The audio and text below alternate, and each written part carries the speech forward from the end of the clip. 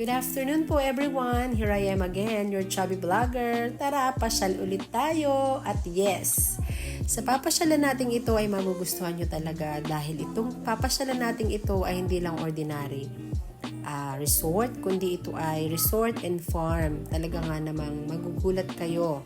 Kaya keep on watching. Tara guys, pasilip ko sa inyo ang Ezerville Farm and Resort dito sa Barangay Langas, Infanta, Quezon. Talaga nga namang mamamangha ka sa ganda at modern style na bahay na ito. Magsimula tayo dito sa sala. Tingnan nyo naman pagkalaki-laki ng TV nila. At ito ang mga lalagyan na makikita mo. O, diba? Tapos guys, napaka-modern ng house na ito dahil ito talaga ay ginuhit mismo ng may-ari ni Sir Ismael.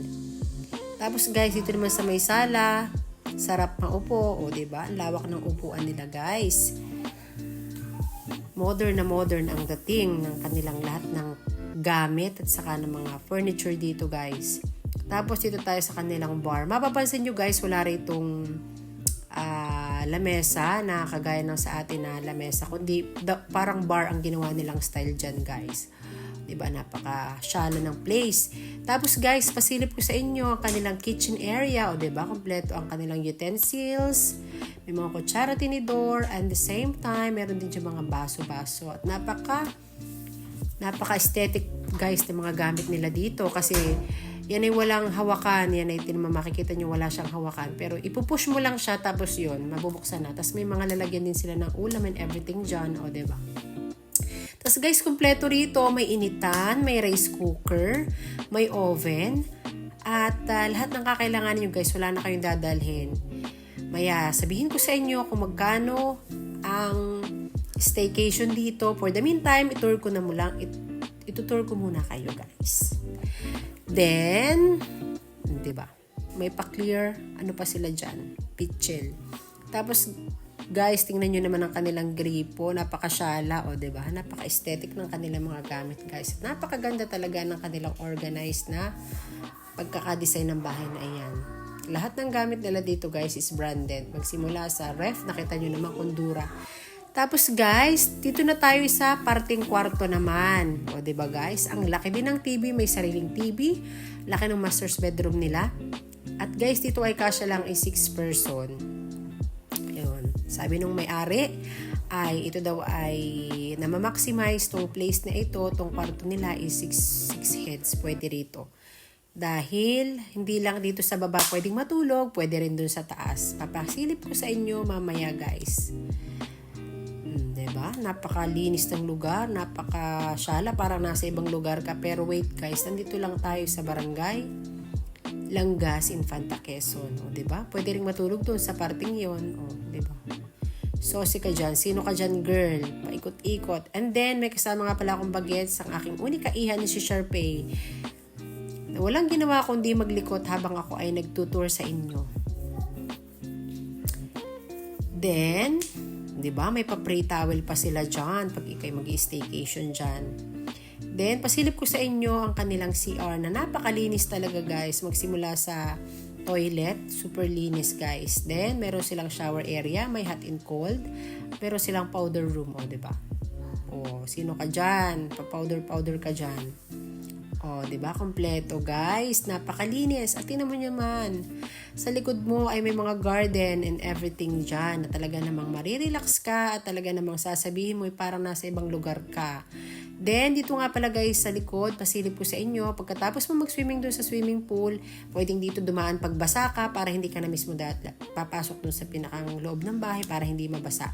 Then, pasilip ko sa inyo itong kanilang curtain na ito. Diba? Para pag maliligo ka at medyo conservative ka ay, o diba? Para hindi kita ang bilbil. Ay di medyo hihilahin mo yon para hindi kita ang iyong body figure. Then, pasilip ko naman sa inyo sa taas. Kasama ko na naman ang aking bagets na walang ginawa kundi sumunod sa akin habang ako'y nagtutour. Pasilip ko sa inyo guys, kaya sinabi ko sa inyo kanina na 6 heads dito. Then, pwede rito sa taas, pwede sa baba. At, diba, kita mo ang iyong mga ka-group dyan sa baba. O, diba, pagpalagay na family kayo, 6 heads kayo, pwede dyan. pinaka-max guys is 10, sabi nung may-ari. May sofa bed din sila, yung inupan ko na blue, sofa bed yon. And wait, there's more. At kung ikaw naman ay medyo lonely pa doon sa loob at gusto mo magpahangin sa labas, ay iyan ang bubungad sa inyo, 'di ba? Kitang-kita dyan ang swimming pool na overlooking at talaga nga namang marerelax ka.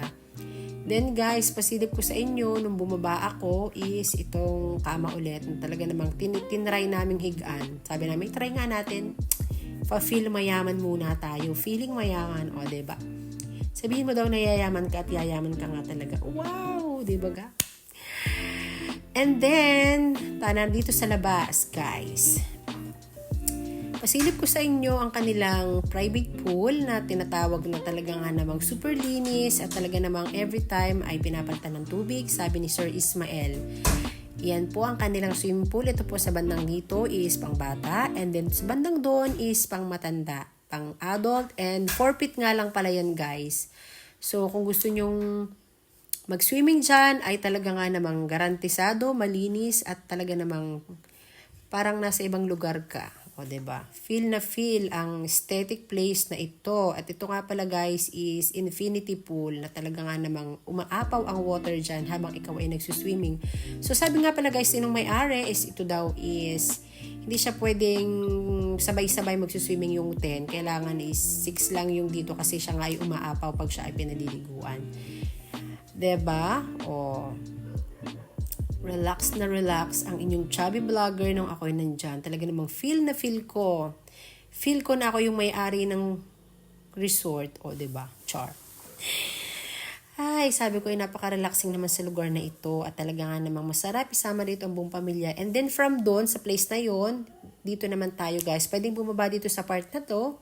Then, papunta ka na ulit dun sa bahay after mo dyan bumaba. At alam ko na ito talaga yung iniintay nyo sa vlog ko, kaya hindi ko agad sinabi. Ang price nga pala dito guys is start at 4,975. Hindi sila nagpapa-day tour guys ha. Sila ay staycation lang. Magamit ang kanilang buong resort na ikaw lang at pamilya mo sa halagang 4,975. So diba? Budget na budget meal ang kanilang price. Kung kayo'y 6, wala pang 1,000 ang ambagan nyo para ma-enjoy nyo yung buong place guys, as in buong place. Then, see you nga pala sa next vlog ko. Ipakita ko naman sa inyo yung mismong farm naman nila na super lawak, hindi kayang liparin ng uwak char. Thanks for watching!